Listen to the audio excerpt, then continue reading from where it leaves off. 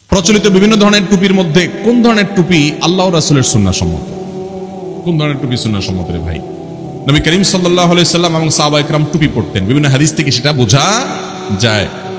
নবী করিম সাল্লাল্লাহু আলাইহি সাল্লাম জান্নাতের এক লোকের মর্যাদা বর্ণনা করতে গিয়ে বলেছে, তাকে আল্লাহ এত মর্যাদা দিয়েছে, তার মর্যাদার দিকে তাকাতে গেলে টুপি পড়ে যাবে। তার মানে মাথায় টুপি ছিল তখন মানুষের, এবং তখনকার সবাই মক্কার মদিনার সবাই তারা টুপি পরতে অভ্যস্ত ছিল। এটা তখনকার কমন একটি আদাহ বা অভ্যাসগত বিষয় ছিল। নবী করিম সাল্লাল্লাহু আলাইহি সাল্লাম টুপি পরেছেন, সাহাবায়ে কেরাম পরেছেন, সেই মহব্বতে টুপি পরলে অবশ্যই এর জন্য আজর এবং সওয়াব পাওয়া যাবে।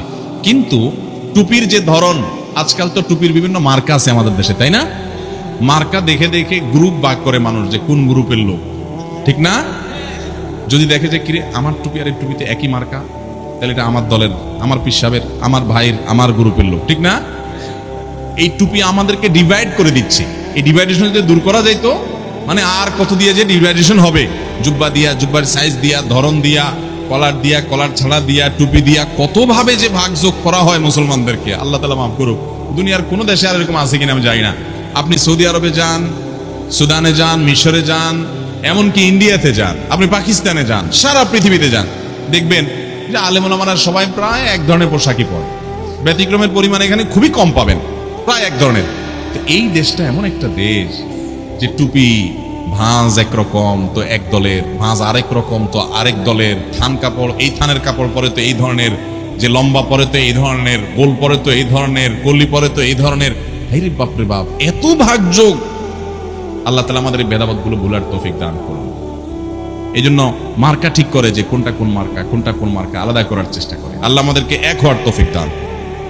অতএব নবী করিম সাল্লাল্লাহু আলাইহি সাল্লাম তিনি কোন টুপি পরতেন?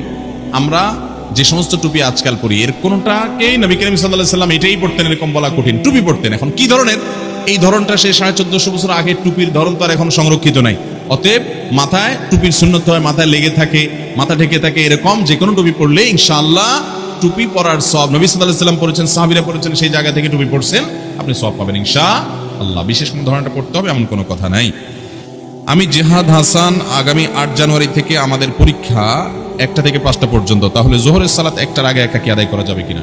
জোহরের নামাজ 1টার আগে ওয়াক্ত হয়ে যায়, অতএব নামাজ পড়ে হলে ঢুকতে হবে।